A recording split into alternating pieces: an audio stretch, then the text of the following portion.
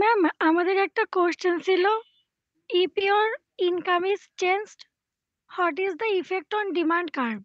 Ma'am হুম এটা কিভাবে এক্সপ্লেন করব?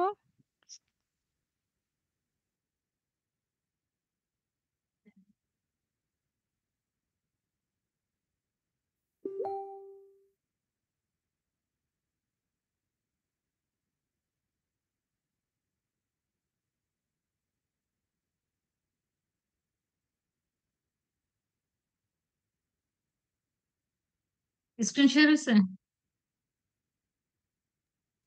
হ্যাঁ ম্যাম হইছে। আচ্ছা, ইনকাম যদি চেঞ্জ হয় তাহলে ডিমান্ড কার্ভের উপর কি প্রভাব পড়বে? এখন আগে দেখতে হবে যে আমার এটা কি, এটা হচ্ছে একটা ডিটারমিনেন্টস ইনকাম, তাই না? প্রাইস ছাড়া এই যে আমরা পড়ছিলাম, বাকি যত ফ্যাক্টর আছে সবই হচ্ছে ডিটারমিনেন্টস। তার মানে ইনকাম হচ্ছে আমার একটা ডিটারমিনেন্টস। এখন আমরা জানি যে ডিটারমিনেন্টস এর কারণে আমাদের হচ্ছে শিফটিং ডিমান্ড কার্ভ। যেহেতু তোমার কোশ্চেন হচ্ছে যে ডিমান্ড কার্ভের উপরে কি প্রভাব পড়বে, হুম, তো তাহলে শিফটিং ডিমান্ড কার্ভ এটা আগে তাহলে আমি মাথায় নিলাম। এখন তোমার বলতে হবে যে যদি ইনকাম চেঞ্জ কথাটা উল্লেখ করা থাকে, যে income change that means it may be increased or decrease. So if our income is increased, our demand will be increased and vice versa. That means income যদি ডিক্রিজ করে তাহলে ডিমান্ডও হচ্ছে ডিক্রিজ করবে। সো ডিমান্ড যখন increase করবে we can get rightward shifting demand curve, and when demand decreases we can get leftward shifting demand curve। বলার পরে তোমাকে হচ্ছে এই এরকম একটা কার্ভ দিতে হবে। শিফটিং এর গ্রাফ ছিল না? এখানে একটা আছে মনে হয়। আচ্ছা, এটা শুধু লেফটওয়ার্ড শিফটিং এর একটা কার্ভ দেওয়া, ঠিক আছে? তাহলে যদি আলাদা আলাদা করে দাও যে রাইটওয়ার্ড শিফটিং একটা দিব, লেফটওয়ার্ড শিফটিং আলাদা দিব, একই গ্রাফে দেওয়া যায়, তুমি আলাদাও দিতে পারো। এখন যদি আলাদা ভাবে দেই, এই কার্ভটাকে আমরা কিভাবে এক্সপ্লেন করি? যে in this graph vertical axis shows price for product and horizontal axis shows quantity demanded of this product. So when for example when our income is 10,000 taka at price $1, quantity demanded is 250 units। কারণ এটা point, এটা আগে, পরের কার্ভটা তো বাম দিকে দেখাচ্ছে, ঠিক আছে? সো ইনিশিয়াল কার্ভ কিন্তু এই গ্রাফে এ, কারণ অ্যারো চিহ্নটা দেখো, যে অ্যারো চিহ্ন যেদিকে দেওয়া তার মানে ওইটা আমার পরের কার্ভ। তাহলে কি বলবো যে ইনকাম যখন 10,000 টাকা, $1 প্রাইসে আমার কোয়ান্টিটি ডিমান্ড হচ্ছে 250 units, we get point A on demand curve D nought. A পয়েন্টে তুমি ডি নট ডিমান্ড কার্ভের একটা পয়েন্ট পাচ্ছি। So if income increases from 10,000 to 20,000 at the same price level, এটা বলে দিতে হবে যে একই প্রাইসে আর কি, at the same price level quantity decreases from 250 to 200। So we get new point B on D1 demand curve, and this is leftward shifting from D naught। D1 demand curve টা কি leftward shifting হয়েছে, এভাবে explain করতে হবে। Ma'am, এখানে যদি আমার price ব্যতীত অন্য কিছুর চেঞ্জ আসে তখন কি আমরা শিফটিং ডিমান্ড কার্ভ দিয়ে এক্সপ্লেনেশনটা শেষ হ্যাঁ করব? হ্যাঁ, প্রাইস বাদে অন্য যে কোনো কিছু হলেই হচ্ছে শিফটিং হবে কার্ভ। তখন প্রাইসটা কনস্ট্যান্ট রেখে কার্ভটাকে এভাবে এক্সপ্লেন করতে হবে।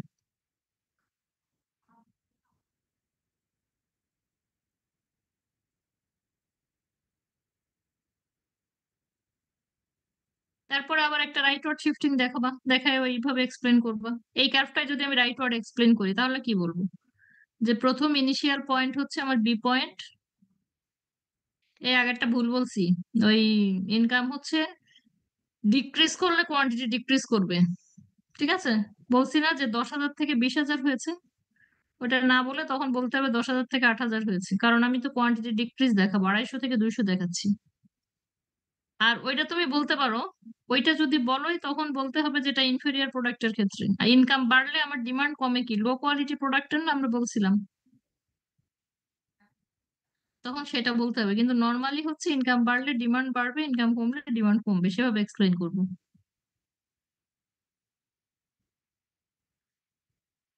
নেক্সট বলো আর কি।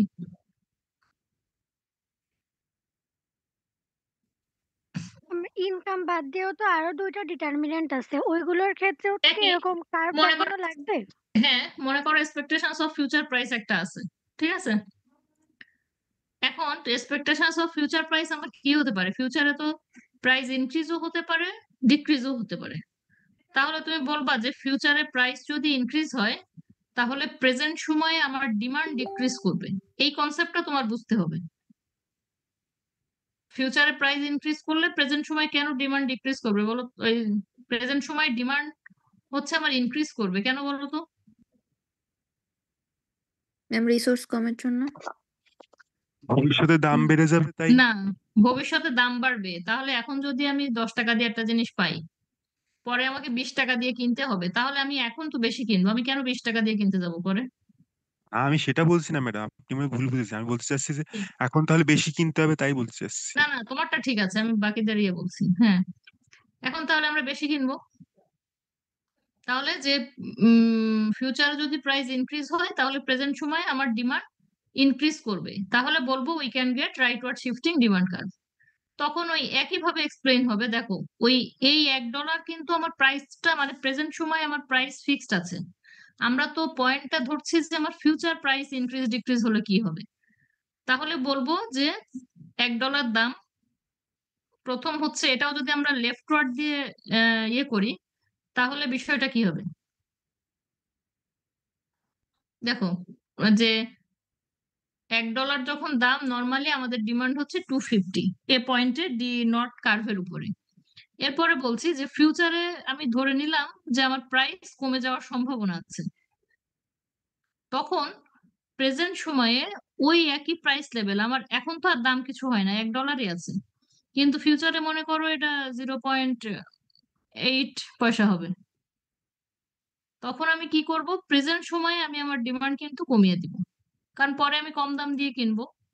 সেজন্য বলছে যে প্রেজেন্ট সময় আমি আমার ডিমান্ডটা কমিয়ে 250 থেকে 200 ইউনিটে আনলাম। তাহলে আমি নতুন পয়েন্ট পাচ্ছি B8D1।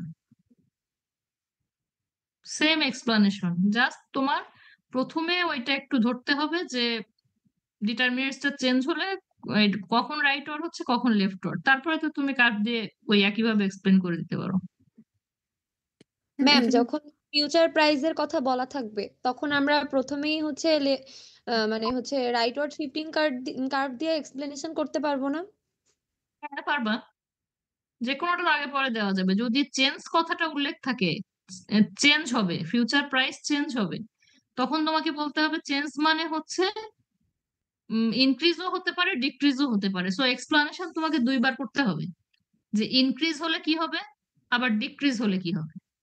আর যদি তোমার এরকম থাকে যে ফিউচারে প্রাইস তোমার ইনক্রিজ হবে, তখন তোমার কি হবে, তখন শুধু তুমি ওয়ান সাইডে অ্যান্সার করবা যে ফিউচার প্রাইস যদি ইনক্রিজ হয় তার মানে ভবিষ্যৎ এই প্রেজেন্ট সময় আমার কোয়ান্টিটি ইনক্রিজ হবে, তার মানে আমরা শুধুমাত্র তখন রাইটওয়ার্ড শিফটিং দেখাবো। ইনক্রিজ ডিক্রিজ স্পেসিফিক করে দিলে তো একটাই, আর যদি চেঞ্জ বলে তখন আমাকে দুইটাই বলতে হবে। ম্যাম এখানে তো পাঁচটা চ্যাপ্টার আছে, এখন কোয়েশ্চেন তো মিক্সড হবে তাই না নাকি? সেটা তো বলে দিছিলাম কোনটার সাথে কোনটা হবে। সম্ভবত সাপ্লাই আর ইকুইলিব্রিয়াম মনে হয় একসাথে বলছিলাম। হ্যাঁ ম্যাম, তাই বলছিলেন, সাপ্লাই আর ইকুইলিব্রিয়াম একসাথে হবে। হুম আচ্ছা ম্যাম ম্যাম ডিমান্ডের ক্ষেত্রে ম্যাম একটা সূত্র ছিল QDX দিয়ে, ম্যাম হুম। ওইটা কিভাবে ব্যবহার করব আসলে বুঝতে পারছি না।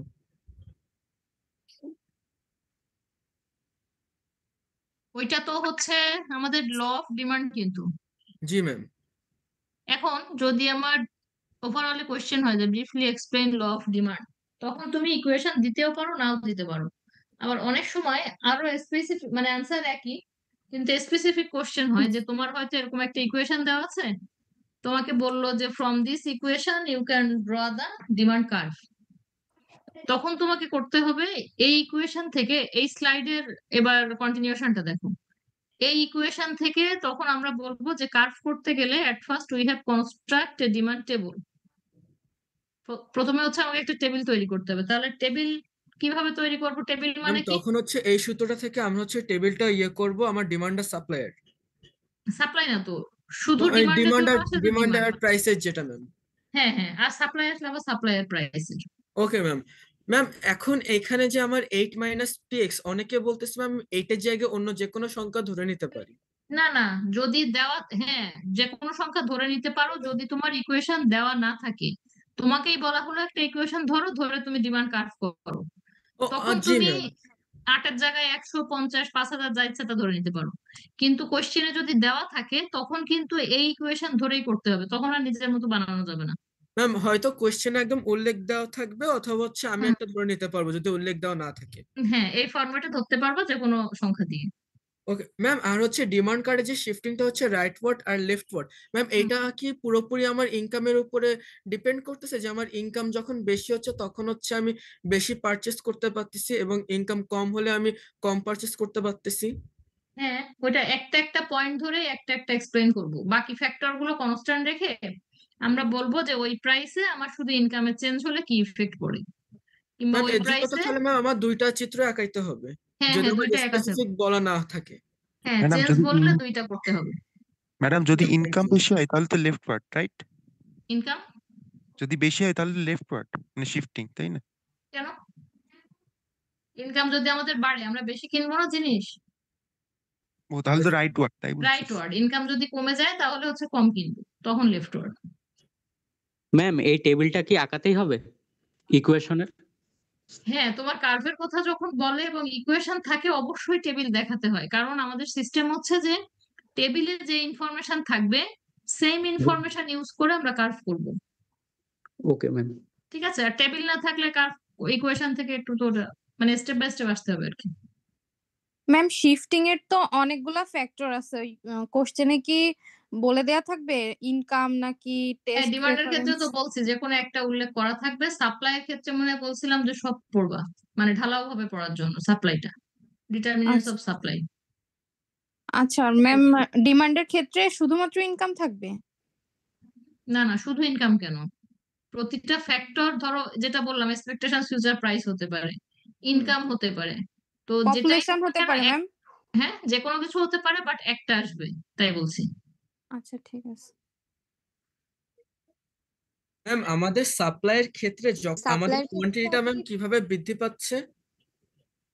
সাপ্লাইয়ের ক্ষেত্রে ম্যাম সাপ্লাই শিফট যেটা হয় ম্যাম, এটা আর কি হুম, একটু বুঝতে সমস্যা হচ্ছে।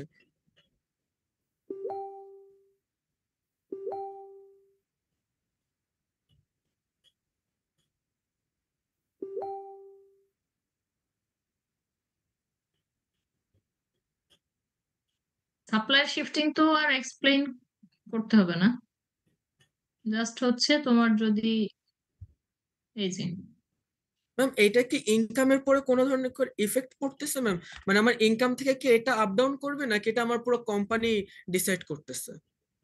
এটা কোম্পানি ডিসাইড করবে, এটা কিন্তু কনজিউমারের সাইড থেকে কিছু না। মনে করো যে আমার ইনকাম বাড়ুক না কমুক, সেটা তো যে প্রোডাকশন করবে তার কিছু যায় আসে না। জি ম্যাম। এটা হচ্ছে ওই ফার্মের ইনকাম বাড়লো না কমলো, কিংবা তার প্রোডাকশন কস্ট বাড়লো না কমলো, ওই সাপ্লাই কথা বললে সবসময় প্রডিউসারের দিক থেকে দেখতে হবে। আর ম্যাম ম্যাম ডিমান্ড কথা, কনজিউমারের ডিমান্ডের উপরেও তো ডিপেন্ড করতেছে। হ্যাঁ, তো যদি মার্কেটে ডিমান্ড কমে যায় তখন ফ্যাক্টর ওটা হতে পারে যে মার্কেট যদি ডিমান্ড কমে যায় তখন সাপ্লাই কমে যাবে, আবার মার্কেট ডিমান্ড যদি বেড়ে যায় তাহলে সাপ্লাই বেড়ে ম্যাম যাবে। ওটাই বলতেছি যে আপনি বললেন যে এটা সম্পূর্ণ প্রোডাক্ট যে প্রোডাকশন করবে তার উপর ডিপেন্ড করে, বাট কনজিউমারের উপরেও তো ডিপেন্ড করতে পারে। কনজিউমারের উপরে ডিপেন্ড করছে, কিন্তু স্পেসিফিক ভাবে অত জটিলতায় তো যাবো না যে কনজিউমারের যদি ইনকাম কমে যায়, ঠিক আছে, কারণ এভারেজে তোমার একটা দেশে মানুষের সবার কিন্তু ইনকাম কমবে না।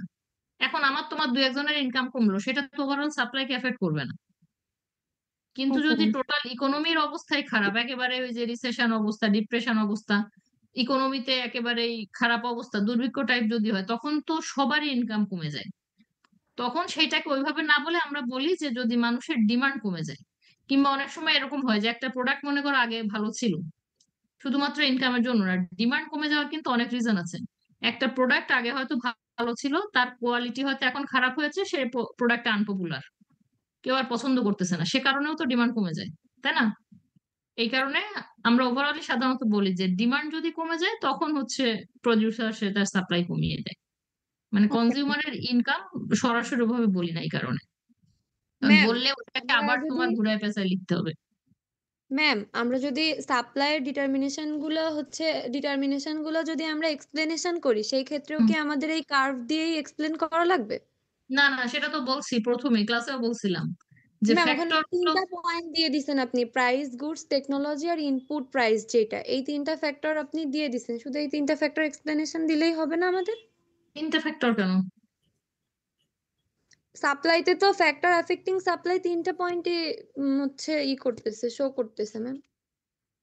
এই যে এটা price of factors of production একটা, প্রোডাকশন কস্ট যেটা বলি, প্রাইস অফ অল্টারনেটিভ প্রোডাক্ট একটা, টেকনোলজি একটা, প্রোডাক্টিভ ক্যাপাসিটি একটা, এক্সপেকটেশন ফিউচার প্রাইস, এখানেই তো 5টা আছে।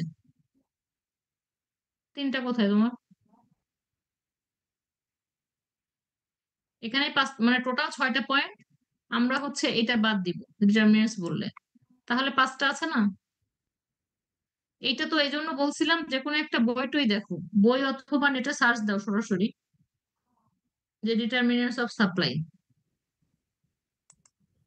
ম্যাম শিফট অফ সাপ্লাই এখান থেকে ম্যাম কোশ্চেনটা কেমন আসতে পারে? এখানে তোমার ডিরেক্ট কোয়েশ্চেন হবে যে briefly discuss determinants of supply. তখন ম্যাম আমি আমার মতন একটা ভাবে হ্যাঁ। আঁকিয়ে আমি আমার মতন ডেসক্রাইব করতে পারবো। হুম। আচ্ছা ম্যাম। করার পরে বলছিলাম যে কেউ যদি চাও লাস্টে এসে জাস্ট একটা রাইটওয়ার্ড শিফটিং একটা লেফটওয়ার্ড শিফটিং দেখাই দিতে পারো কার্ভ, কিন্তু তখন আর কার্ভটাকে এক্সপ্লেন করার দরকার নাই, ঠিক আছে? কারণ আমরা তো লিখেই দিচ্ছি সব পয়েন্ট, এখানে মেইন ফোকাস তো এই পয়েন্টের উপরে যে প্রোডাকশন কস্ট বাড়লে কমলে কি হয়, টেকনোলজি বাড়লে কমলে কি হচ্ছে, এগুলোই আমার মেন হাইলাইট। সো লাস্টে এসে যেহেতু এগুলো লেখার মাঝখানেও কিন্তু আমরা ধরো সাপোজ যদি আমি প্রোডাকশন কস্ট এখন ডিসকাস করতে চাই, তখন আমরা কি লিখবো যে প্রোডাকশন কস্ট যদি ইনক্রিজ করে তাহলে সাপ্লাই হচ্ছে আমার ডিক্রিজ করবে, সাপ্লাই যদি ডিক্রিজ করে আমরা লেফটওয়ার্ড শিফটিং কার্ভ পাবো প্রাইস লেভেল একই প্রাইস লেভেলে। আবার যদি প্রোডাকশন কস্ট ডিক্রিজ করে তাহলে আমার সাপ্লাই ইনক্রিজ করবে, আমরা হচ্ছে রাইটওয়ার্ড শিফটিং কার্ভ পাবো। এইভাবে তো প্রত্যেকটা পয়েন্ট এক্সপ্লেন করবো, তার কারণে একবারে লাস্টে এসে কেউ হতে চাইলে জাস্ট কার্ভ 2টা দেখা দিতে পারো, কিন্তু কার্ভটাকে এক্সপ্লেন করার দরকার নেই, আচ্ছা ম্যাম। সেটা বলছি।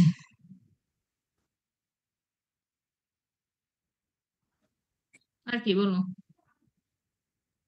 ম্যাম আমার একটা কোয়েশ্চেন ছিল। বলো। ম্যাম ইকুইলিব্রিয়ামে আপনি একটা কোয়েশ্চেন দিয়েছেন, explain the negative shift in demand and supply curve of equilibrium point. Ma'am এটা কি চাইলে আমি 2টা চিত্র আঁকাতে পারবো আলাদা আলাদা করে? এটা চাইলে আলাদা করে আঁকাতে পারবা কিনা, তাই তো? হ্যাঁ 2টা। হ্যাঁ হ্যাঁ পারবা। একটা হচ্ছে আপনার নেগেটিভ শিফট ইন ডিমান্ড আর একটা হচ্ছে নেগেটিভ শিফট সাপ্লাই, তো হ্যাঁ একটাতে করবা না, কারণ একটাতে করলে নিজেই ওটা এলোমেলো হয়ে যাবে। হ্যাঁ হ্যাঁ এই জন্য জিজ্ঞাসা করলাম।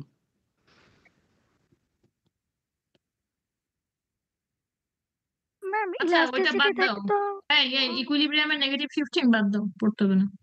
Okay ma'am. ম্যাম ম্যাম ওইটা তো আমাদের আমাদের সেকশনে দিছিলেন না। ম্যাম ওই আমাদের কোশ্চেন সাজেশনে যতটুকু আছে আমরা ততটুকু পড়লে হবে না? তো ওদের তো বাদ দিতে বললাম, এইটাই ম্যাম। আরেক ক্লাসে দেয়নি বলেই তো লাস্টে এসে বাদ দিতে বললাম।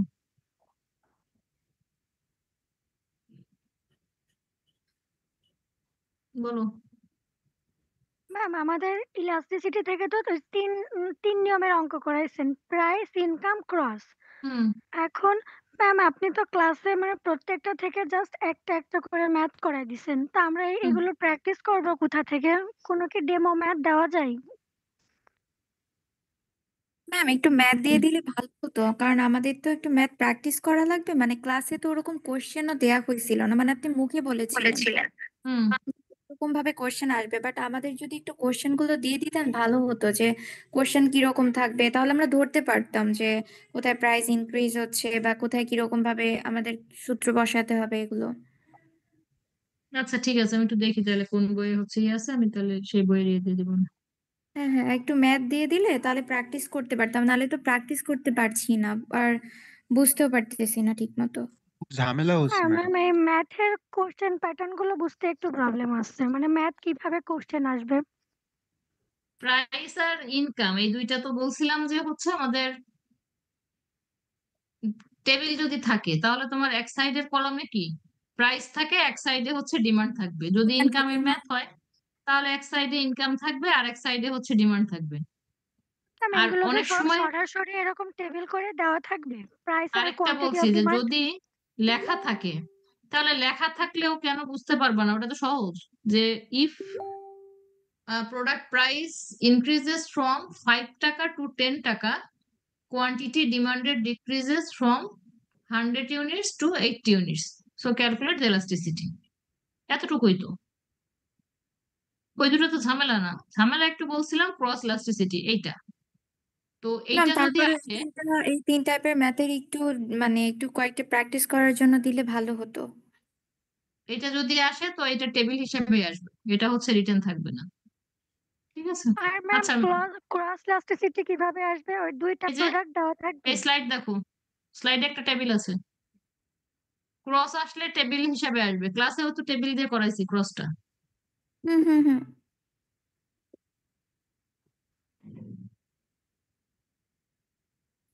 ম্যাম আর তারপরে একটা দিয়ে প্রশ্ন ছিল। ক্লাসরুমে দিয়ে দিব না আমি। বলো। ওই যে ইলাস্টিসিটির সেকেন্ড নাম্বার কোশ্চেন দিয়েছিলেন, difference between elastic and non elastic, এটা কি শুধু এভাবেই পড়বো যে ইলাস্টিক অ্যান্ড নন ইলাস্টিক, নাকি elastic demand and non elastic demand পড়বো, মানে ইনইলাস্টিক ডিমান্ড? ইনইলাস্টিক। হ্যাঁ হ্যাঁ, ইলাস্টিক অ্যান্ড ইনইলাস্টিক পড়বো, নাকি elastic demand and inelastic demand পড়বো? ডিমান্ড পড়বা। ডিমান্ড, আচ্ছা ঠিক আছে। ম্যাম ডিমান্ডে একটা কোয়েশ্চেন আছে যে draw the shifting demand curve for individual demand curve, এটা কিভাবে ম্যাম? ওই শিফটিং থেকে কিভাবে ইন্ডিভিজুয়ালে যাব, মানে ইন্ডিভিজুয়াল থেকে কিভাবে শিফটিং এ আসবো? ইন্ডিভিজুয়াল থেকে শিফটিং এ বলিনি, ওইটা শিফটিং এর কোশ্চেন বলছিলাম যে ইন্ডিভিজুয়াল যে কোনো একটা করে ফ্যাক্টর আসবে, যেটা একটু আগে বললাম যে আইদার ইনকাম হতে পারে, অথবা টেস্ট হতে পারে, অথবা এক্সপেকটেশন ফিউচার প্রাইস হতে পারে। ইন্ডিভিজুয়াল একটা করে ফ্যাক্টর, সেই হিসেবে লেখা ওইটা। বুঝতে পারছো? না ইন্ডিভিজুয়াল ম্যাম কার্ভে আসতে হবে না। বুঝতে পারিনি। ইন্ডিভিজুয়াল কার্ভে আসতে হবে না, যে কোনো একটা ফ্যাক্টর থাকবে, সেই হিসাবে ওইটা বলা ছিল। তুমি ওই লেখাটা কেটে দাও, কেটে দিয়ে লেখো যে শিফটিং ডিমান্ড কার্ভ শিফটিং আসলে ডিমান্ড হচ্ছে কার্ভ আসলে যে কোনো একটা ফ্যাক্টর ধরে আসবে। একটা ফ্যাক্টর ধরে আমি করে তারপরে হলো লাস্টে কার্ভ এঁকে দিব, এমন? হুম ওকে ওকে ওকে ম্যাম, এবার বুঝতে পারছি। ম্যাম আপনি তো বলেন যে ইকুইলিব্রিয়ামের হচ্ছে নেগেটিভ শিফটিংটা করা লাগবে না, কিন্তু ম্যাম হুম আমাদের 3 নম্বর কোশ্চেনটা ছিল explain the negative shift in demand and supply curve of equilibrium point. হ্যাঁ, ম্যাম ওটাই বাদ দাও। ম্যাম ওটা বাদ দিয়ে দিব। হ্যাঁ, ম্যাম কিন্তু পজিটিভ শিফটিং নিয়ে তো ম্যাম কোনো কোশ্চেন নাই। না না, শিফটিং এর কনসেপ্টটা ইকুইলিব্রিয়ামে বাদ দিতে বলছি। ও আচ্ছা, তার মানে ঠিক আছে। ইকুইলিব্রিয়ামে শুধু আমি দেখাবো যে আমার দুই দিক বাড়তে পারে, এটা দেখালে হচ্ছে আমার হচ্ছে ম্যাম। হ্যাঁ, মানে হচ্ছে আমরা ডিমান্ড সাপ্লাই ক্রস দিয়ে ইকুইলিব্রিয়াম কার্ভ দেখিয়েছিলাম। জি সো ম্যাম। ওই কার্ভের হচ্ছে আমার একটা এক্সপ্লানেশন ছিল যে যদি প্রাইস থেকে বেশি হয় তাহলে কি হবে, প্রাইস থেকে কম হলে সারপ্লাস হবে না শর্টেজ হবে, ওই ইয়েস গ্রাফ ম্যাম। পর্যন্ত। কিন্তু ম্যাম ওই যে আমার ইকুইলিব্রিয়াম, যদি প্রাইসটা কম হয় তাহলে হচ্ছে আমার ডিমান্ড বৃদ্ধি পাবে, আর যদি আমার প্রাইসটা বেশি হয় তাহলে হচ্ছে আমার ডিমান্ডটা কম হবে। এইটুকু ম্যাম এক্সপ্লেন করলে হচ্ছে। হুম আচ্ছা ম্যাম, থ্যাংক ইউ ম্যাম। তো বই দিয়েছিলাম, বই কই?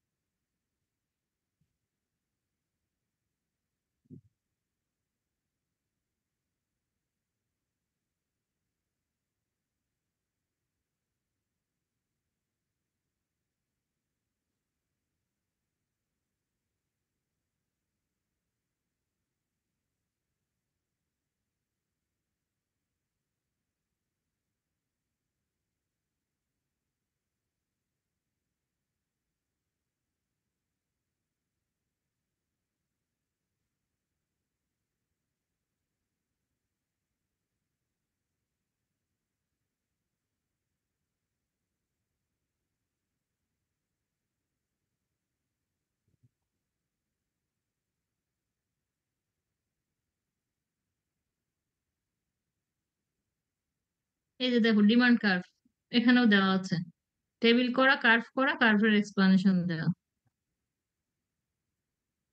Shifting demand curve, supply curve, table আছে, সাপ্লাই কার্ভ আছে।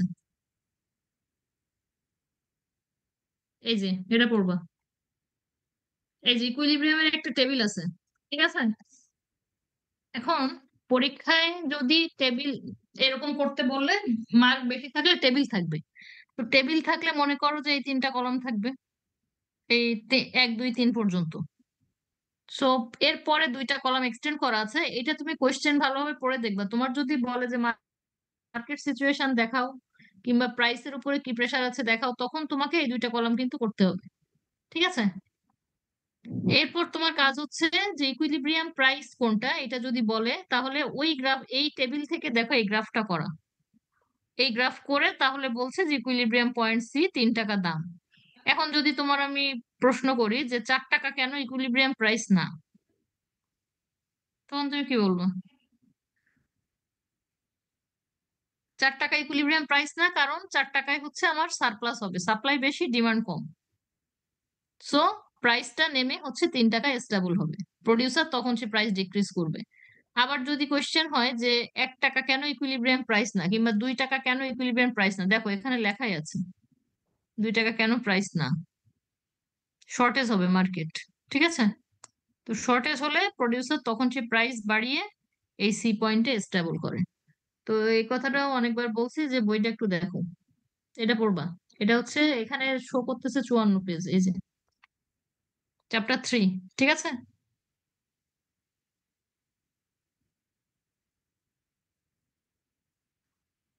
আর এই যে আরেকটা কি ছিল, পিপিসি ছিল না? জি ম্যাম, প্রথম চ্যাপ্টারে ছিল পিপিসি, ওটা তো আপনি বই থেকেই দেখতে বলছিলেন। ওটাও কিন্তু এই বইয়েও আছে। তোমার যদি এই বই কঠিন মনে হয়, মনে করো এটা হচ্ছে না, যে কোনো বই দেখবা, কারণ এগুলো তো বেসিক জিনিস। কিন্তু চ্যাট ম্যাম আপনি জিপিটি, বলছিলেন যে হচ্ছে এই পিপিসি তে হচ্ছে টেবিল দেয়া থাকবে, তো টেবিলে কি কি হ্যাঁ ইনফরমেশন থাকতে পারে? টেবিলে 2টা প্রোডাক্ট থাকবে, কারণ পিপিসি কার্ভ তো আমরা দেখাই যে একটা প্রোডাক্ট যদি আমি ইনক্রিজ করি আর একটা প্রোডাক্ট ডিক্রিজ করব, তাহলে অবশ্যই 2টা প্রোডাক্টের ইনফরমেশন থাকবে টেবিলে। হুম হুম হুম। আচ্ছা, আর ওই এটা মনে হয়। অনুযায়ী আমাদের হচ্ছে কার্ভ আঁকাতে হবে। এই যে ম্যাম আমাদেরকে টেবিলও আঁকাতে হবে? না, ধরো এই টেবিল প্রোডাকশন পসিবিলিটি কার্ভ যদি করতে হয়, এই টেবিল আছে। ঠিক আছে? তো এই টেবিল তো আর এক্সটেন্ড করার কিছু নাই, তুমি জাস্ট এটা যদি আসে কার্ভ করে দিবা পয়েন্ট ধরে ধরে। এবং এই যেটাও আছে টেবিলে একটা দেওয়া আছে, কার্ভ করা আছে, কার্ভের এক্সপ্লানেশন লেখা আছে, এই যে কার্ভ। বাট ওই যে একটু আগে যে টেবিলটা দেখালাম, যে যদি ওই কোয়েশ্চেন গুলো বলে আবার যে আমাকে মার্কেট সিচুয়েশন দেখাতে হবে, প্রাইস লেভেল দেখাতে হবে, তখন তো হচ্ছে টেবিলটা করতে হবে। টেবিল না করলে পাশের 2টা কলাম তো আর বাড়াতে পারবা না। জি ম্যাম, কিন্তু ওটা তো ইকুইলিব্রিয়ামে হবে। কিন্তু যেটা হচ্ছে যে আমার টেবিলের দরকার নেই, আমি এই টেবিল দেখেই কার্ভ করে দিব, সেটা টেবিল খাতায় না উঠালেও হবে। Okay ma'am.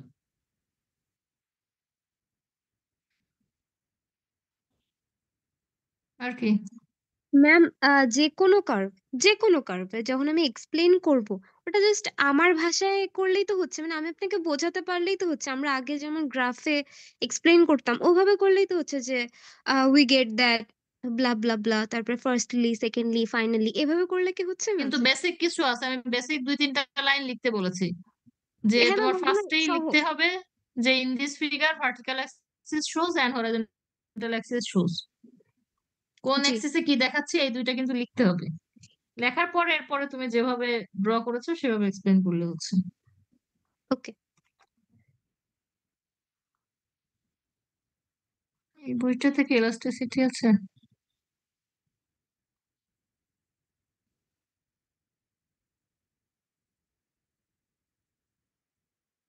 এরপরে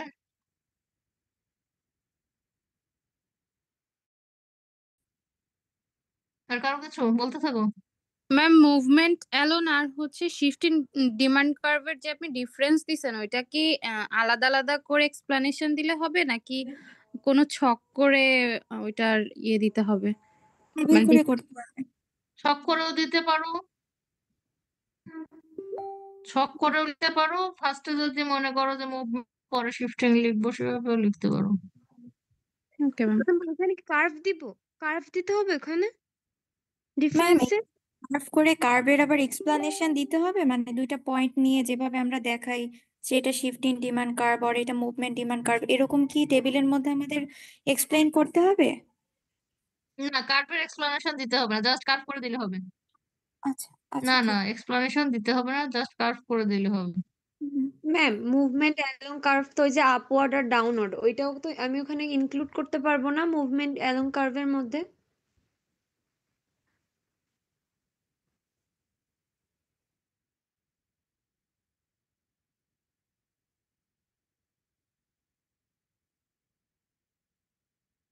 শুনতে পাইনি, কথা আবার বলো তো। বলছি ম্যাম মুভমেন্ট অ্যালং কার্ভের দুইটা হ্যালো, আছে না, আপওয়ার্ড মুভমেন্ট আর হচ্ছে ডাউনওয়ার্ড মুভমেন্ট, এই দুইটাই আমি এখানে অ্যাড করলে তো কোনো সমস্যা নেই ম্যাম?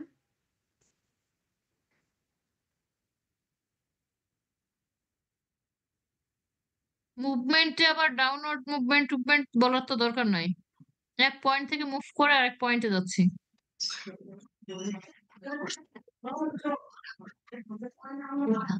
ম্যাম চ্যাপ্টার 1 এর ঠিক 4 আছে, নম্বর মুভমেন্টটা হচ্ছে, হ্যাঁ ম্যাম চ্যাপ্টার 1 এর 4 বলো। নম্বর কোশ্চেনটা explain production possibility curve. Ma'am এই কার্ভটা এই দিন হচ্ছে হুম আমি ক্লাসে আসা হয় নাই। ম্যাম এটা সম্পর্কে আমার কোনো আইডিয়া নেই, যদি একটু আইডিয়া দিয়ে দিতেন। এইটাই তো ফার্স্টে দেখালাম, বইয়ে আছে, দেখালাম না? না, ওটা মিস করছো? ম্যাম আমি একটু মিস করে গেছি। দাঁড়াও, একটু এলাস্টিসিটির ম্যাথ আছে কিনা আমি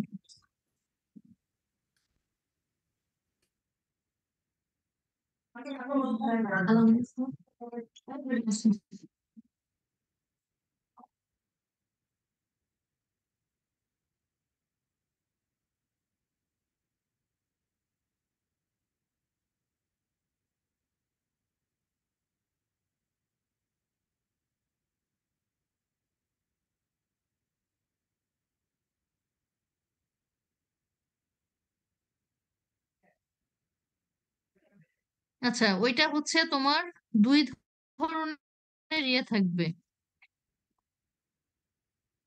দুই ধরনের প্রোডাক্ট থাকবে। সাপোজ এ প্রোডাক্ট আর বি প্রোডাক্ট। সো তোমার টেবিলটা দেওয়া থাকবে ওইখানে। ডিমান্ড সাপ্লাই করার সময় যেমন আমরা বলি যে এই যে এই টেবিলটা ধরো দেওয়া আছে, সো এখানে ফুড একটা, মেশিন একটা ধরছে। এই ইন্টারাকশনে দুইটা পয়েন্ট। এই একটু ওয়েট করো।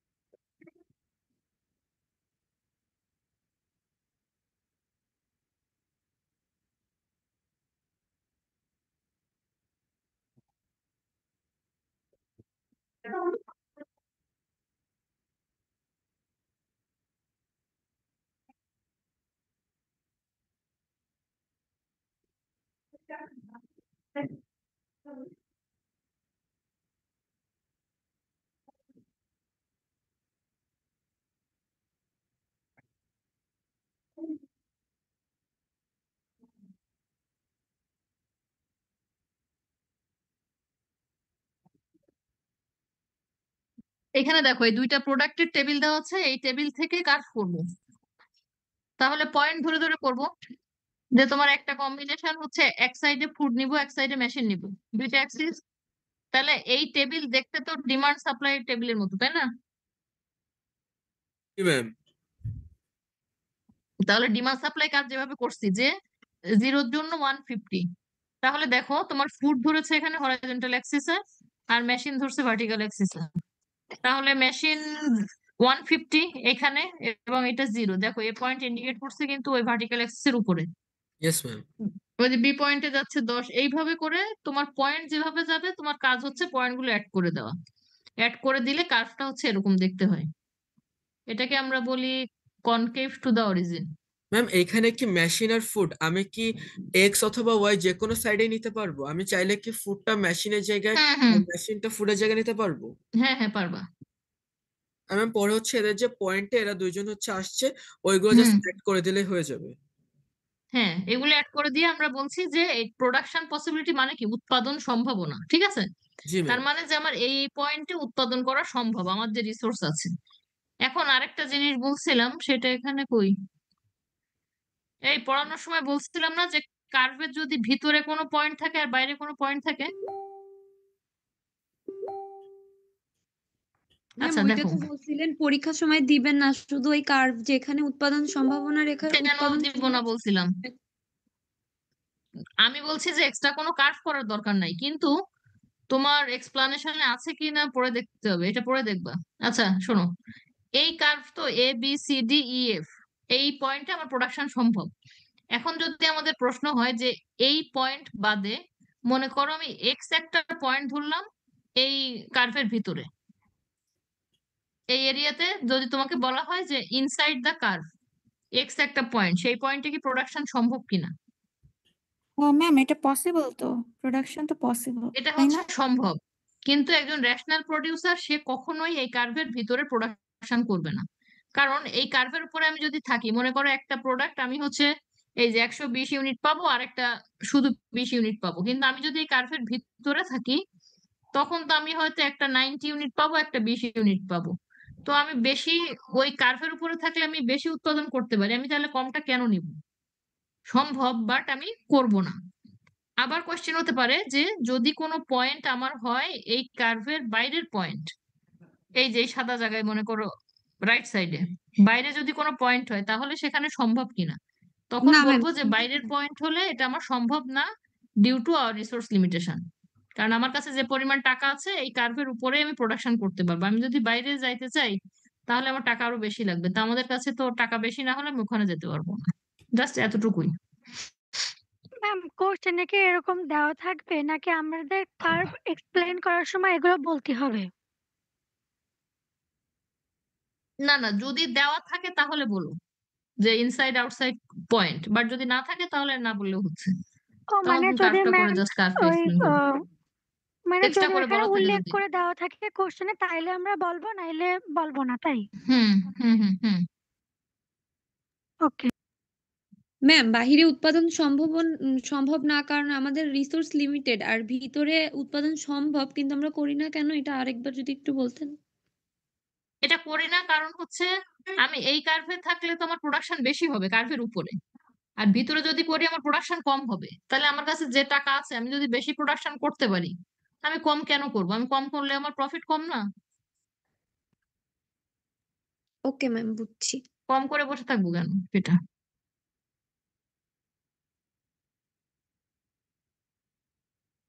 আর কার কোথায় সমস্যা? ম্যাম আমার ইলাস্টিসিটির সূত্রে কিছুটা প্রবলেম ছিল। বলো।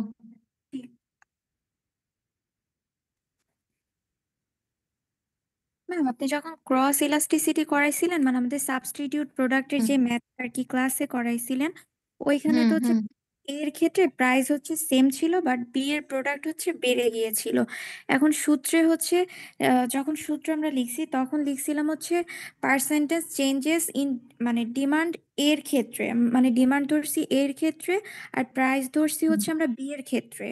ঠিক আছে, এখন যদি হচ্ছে এটা কি হচ্ছে মানে প্রাইসের উপর ডিপেন্ড করবে, আমরা কোনটাকে হচ্ছে ডিমান্ড ধরবো এবং কোন প্রোডাক্টের ক্ষেত্রে আমরা প্রাইস ধরবো? এ প্রোডাক্টের ডিমান্ড ধরছি তাই বলছো?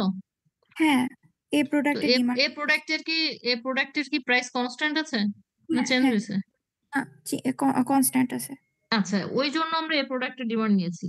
আচ্ছা কারণ আমি তো এই প্রোডাক্টের প্রাইস তো চেঞ্জ দেখাতে পারছি না, আমার একটা প্রাইস ধরতে হবে, একটা ডিমান্ড ধরতে হবে। তাহলে যেহেতু ওইটার প্রাইস কনস্ট্যান্ট আছে, এই জন্য ওইটার ডিমান্ড নিলাম। তাহলে আচ্ছা বাকি যেটা যেটা আছে, হ্যাঁ, সেটার প্রাইস নিব। আচ্ছা যেটা প্রাইস কনস্ট্যান্ট থাকবে ওইটার ডিমান্ড ধরবো। হুম, আচ্ছা বুঝতে পেরেছি। এইটা কি আর হবে বলো তো? এই টেবিলটা কি হবে? এখানে ওই আর বি দেওয়া আছে।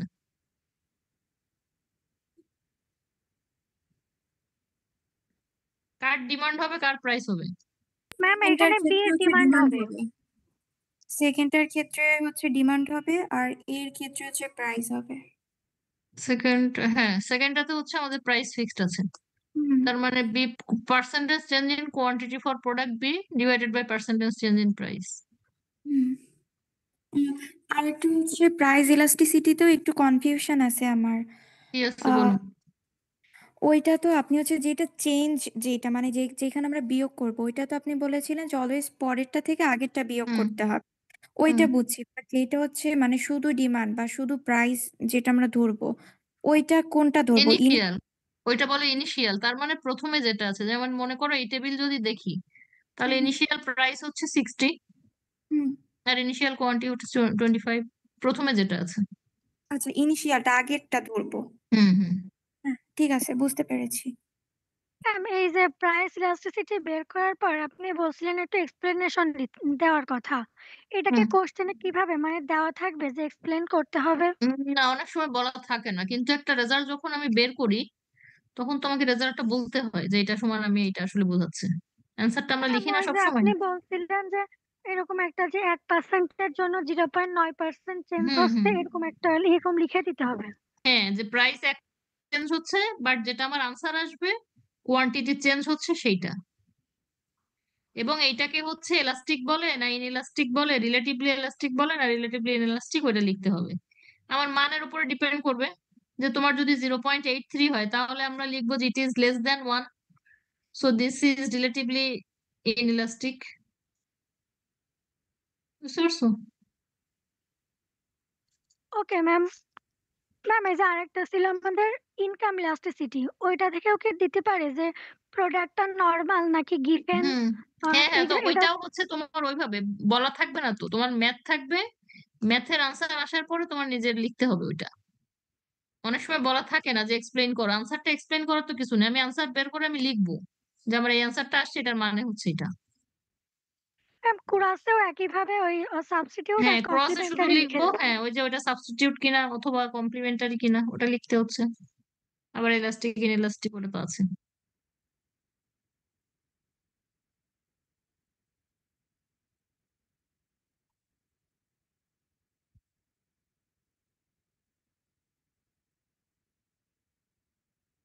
আর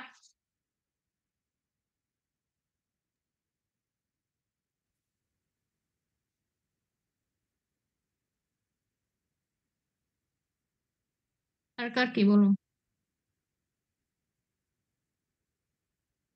ম্যাম এই যে briefly discuss determinants of supply, হ্যাঁ এখানে হুম বলছিলেন যে ডিটারমিনেন্টস থাকলে আপনার প্রাইস লেখা যাবে না।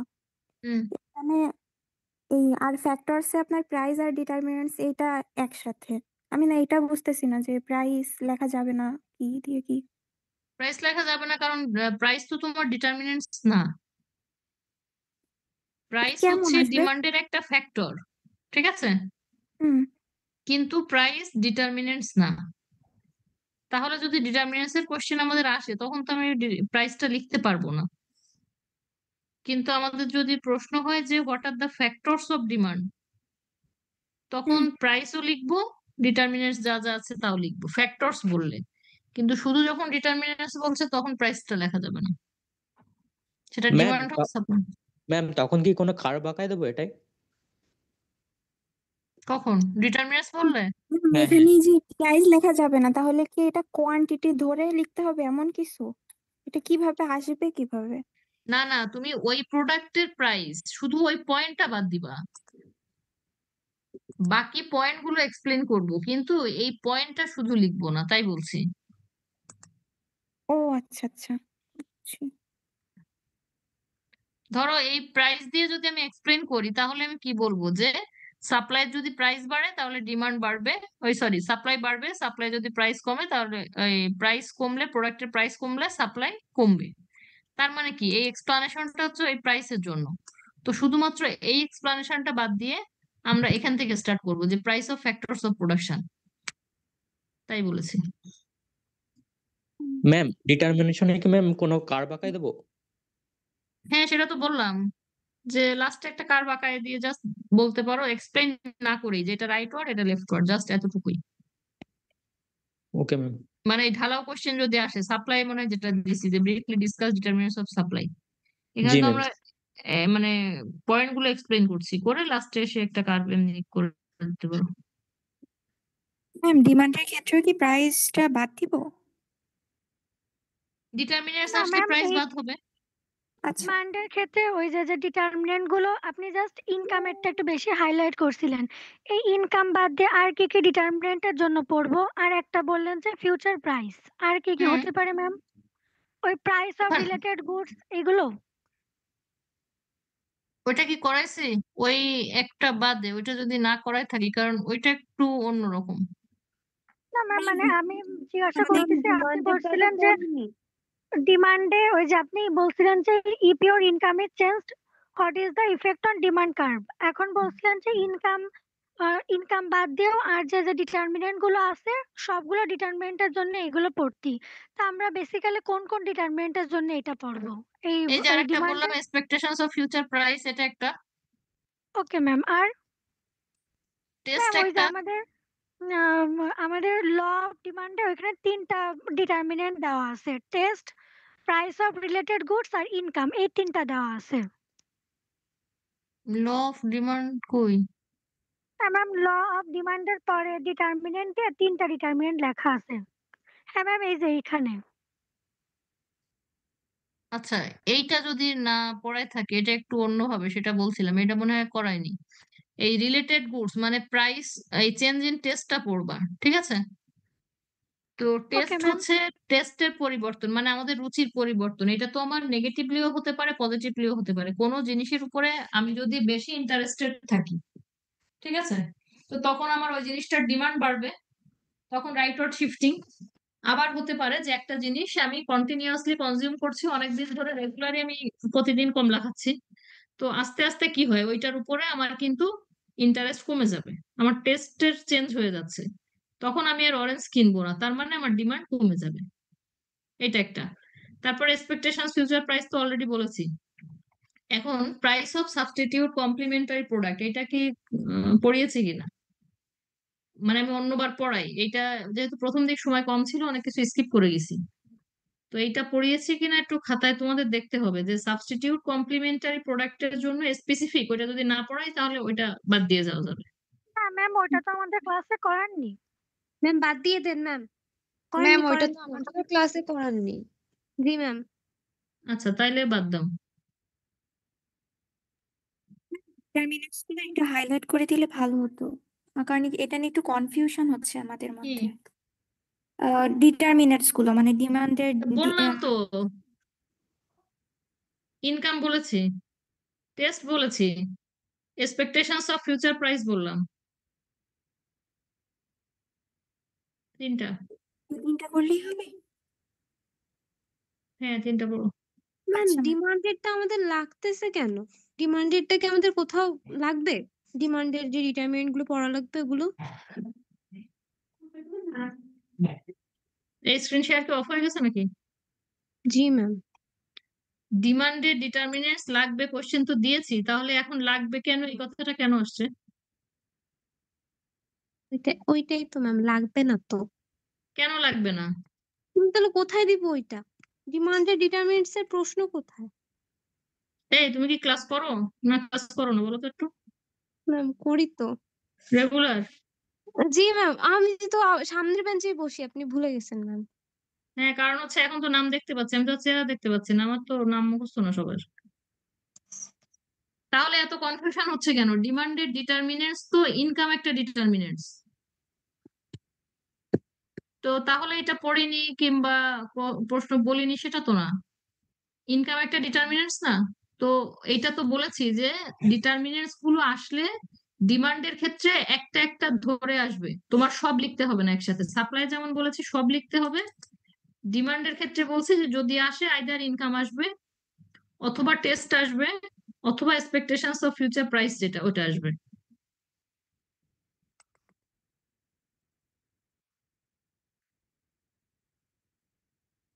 এবার কি বোঝা গেছে? জি ম্যাম, বুঝতে পারছি। ম্যাম আমার একটা প্রবলেম আছে। আমি হচ্ছে এই প্রোডাকশন মানে পিপিসি মেইনলি নোট করার জন্য বসছিলাম, কিন্তু পিপিসি কি ম্যাম মানে ডিসক্রাইব করতে হবে নাকি শুধু ওই যে কার্ভটাই মানে ভালোভাবে ডিসক্রাইব করতে হবে ম্যাথমেটিক্যাল ওয়েতে? কার্ভ কার্ভ আঁকলে অবশ্যই কার্ভকে এক্সপ্লেন করতে হবে যে কোনো প্রশ্নের জন্য। ম্যাম আর হচ্ছে এমনি কি কোনো সংখ্যা দেওয়া থাকবে, যেমন A10 বা B20 এরকম কোনো কিছু? বুঝি নাই, টেবিল দেখালাম না একটু আগে পিপিসির জন্য? ম্যাম আমি হচ্ছে মিস করে গেছি, আমি বের হয়ে গেছি। ভার্টিক্যাল আর হরিজন্টাল এই দুটো একসাথে দিতে হবে অলওয়েজ সব কার্ভে? সব কার্ভেই তো ভার্টিক্যাল আর হরিজন্টাল অ্যাক্সিস আছে। ম্যাম আমি একটু দেখাই তাহলে। আমি তোমার পিপিসি তো এই যে বই দেখালাম।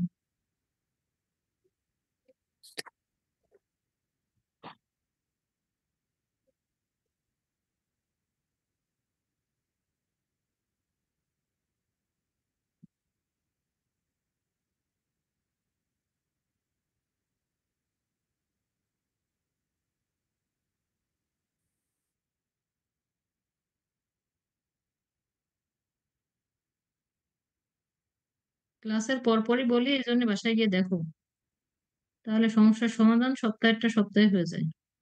এই যে প্রোডাকশন পসিবিলিটি কার্ভ, ঠিক আছে, কিংবা ফ্রন্টিয়ার, একই জিনিস। তো এইটা যদি থাকে, বলছি যে এই টাইপের একটা এই টেবিল থাকবে।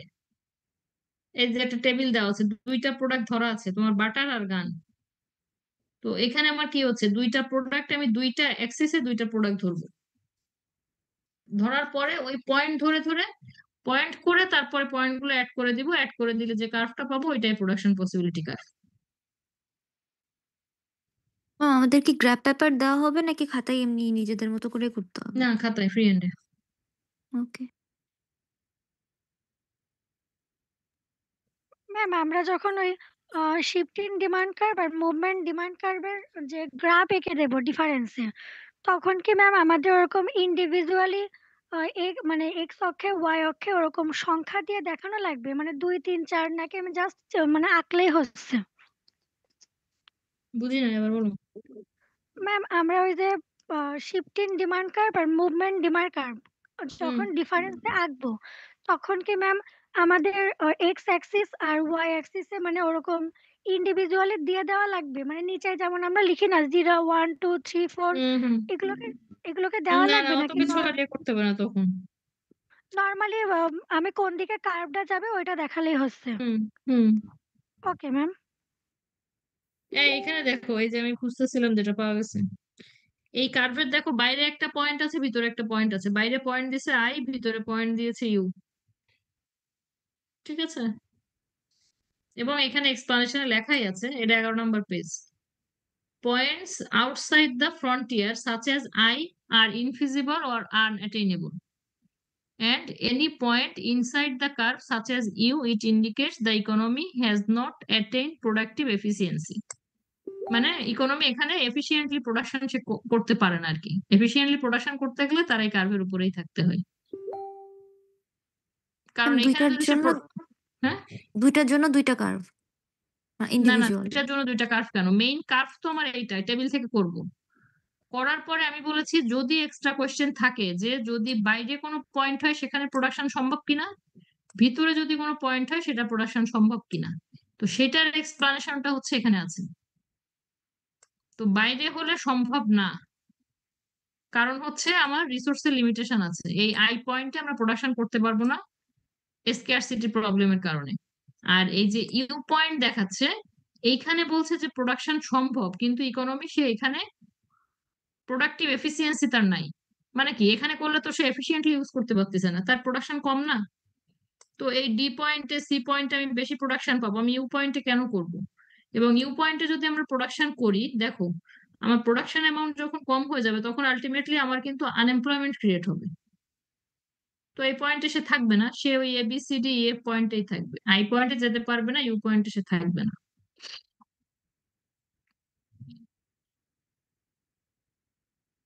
আর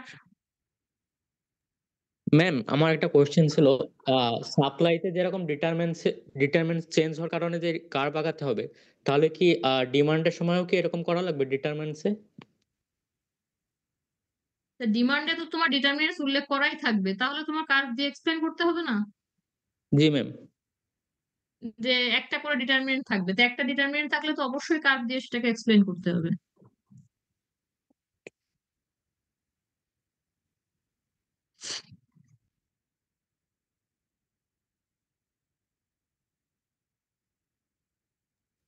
ম্যাম ডিমান্ডের ভিতর শিফট আর হচ্ছে মুভমেন্টের মধ্যে ম্যাম পার্থক্যটা কি?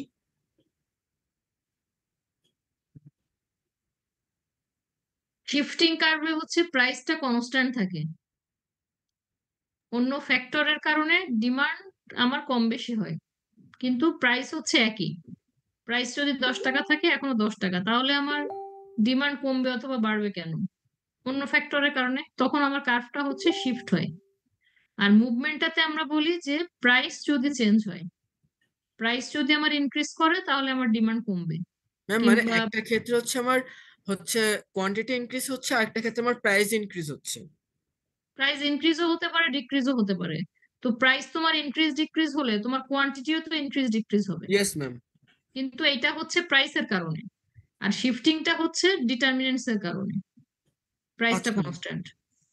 জি ম্যাম।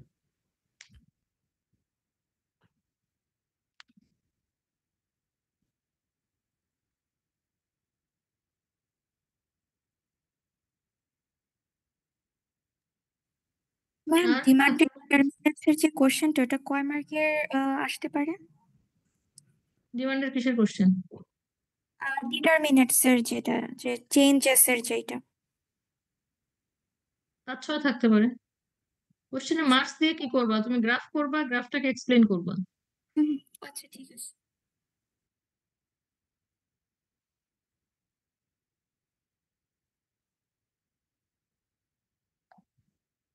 এই সমস্যা কি 2-3 জনের? বাকি লোকজনের কোনো সমস্যা নেই?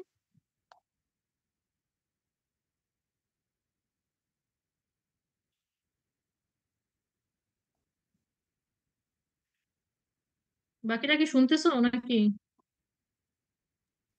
জি ম্যাম। জি ম্যাম শুনতেছি। আচ্ছা দেখো আর কিছু কিনা।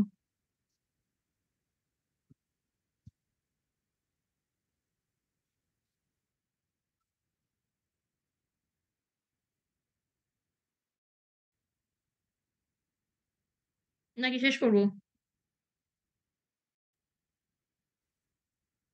ম্যাম সবাই আই গেস সবার কোশ্চেন করে ফেলছে আর মোটামুটি ক্লিয়ার হয়ে গেছে, এখন শেষ করলে হচ্ছে, সমস্যা নাই যদি কারো সমস্যা না থেকে থাকে। পরীক্ষা তো সবার লাস্টে, তাই না? নাকি? ও না, তোমাদের না মনে হয়। না ম্যাম, আমাদের পরীক্ষা হচ্ছে সম্ভবত 18 তারিখ, 18 তারিখ না 17 তারিখ জানি ইকোনমিক্স আচ্ছা, পরীক্ষা। আমি অন্য 23 আরেকটা তারিখ। দেখছি। 23 তারিখ আমাদের মাইক্রো ইকোনমিক্স পরীক্ষা। বন্ধ আছে কয়দিন? ম্যাম মাত্র একদিন। মিস একদিন বন্ধ আছে মাত্র। ম্যাম আমাদের 21 একদিন, তারিখ মার্কেটিং, 23 তারিখ মাইক্রো ইকোনমিক্স। ম্যাম মাত্র আমাদের একদিন, একদিন 22 বন্ধ, তারিখে বন্ধ। আর আমাদের একদিন বন্ধের মধ্যে 2 দিন পরীক্ষা। একসাথে মাইক্রো ইকোনমিক্স আর হচ্ছে হিস্ট্রি, না মাইক্রো ইকোনমিক্স আর আইএমসি। একদিনে পড়ছে? আমার তিনটা পরীক্ষায় হচ্ছে একদিন গ্যাপে 2টা করে পড়ছে।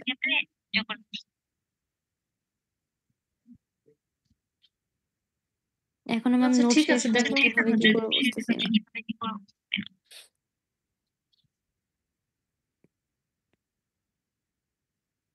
করে ফেলে যে পিএলটা কাজে লাগাও, তাহলে হচ্ছে হয়ে যাবে। ঠিক আছে, শেষ করলাম তাহলে। ওকে ম্যাম, আসসালামু জি আলাইকুম। ম্যাম, আসসালামু আলাইকুম। ওয়ালাইকুম আসসালাম। আসসালামু আলাইকুম